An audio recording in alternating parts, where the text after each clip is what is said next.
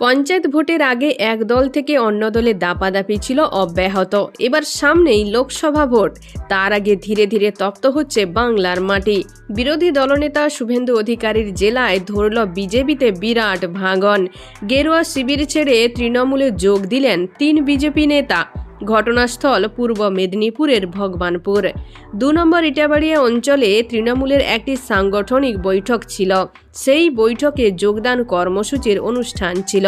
সেই অনুষ্ঠান থেকে ইটাবাড়িয়া অঞ্চলের ১৯৩ নম্বর বুথের বিজেপির বুথ সভাপতি লক্ষ্মীকান্ত দাস, বিজেপির বুথ যুব সভাপতি সৌমিত্র দে এবং বিজেপির বুথ নেতা ঝাড়েশ্বর গোল তুলে নিলেন তৃণমূলের পতাকা।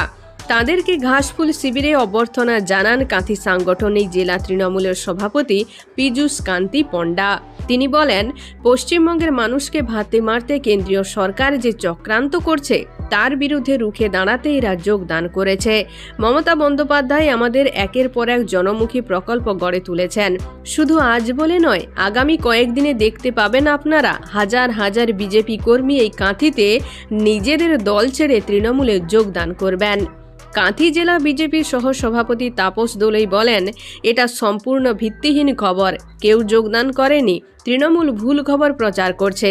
তাছাড়া এরা তো তৃণমূলেই ছিলেন ছদ্মবেশী রূপে, তাই এদের যোগদানে বিজেপির কোনো ক্ষতি হবে না। তো বন্ধুরা, এখন এই পর্যন্ত। আবারও দেখা হচ্ছে রাজনীতির পরবর্তী আপডেট নিয়ে। ধন্যবাদ।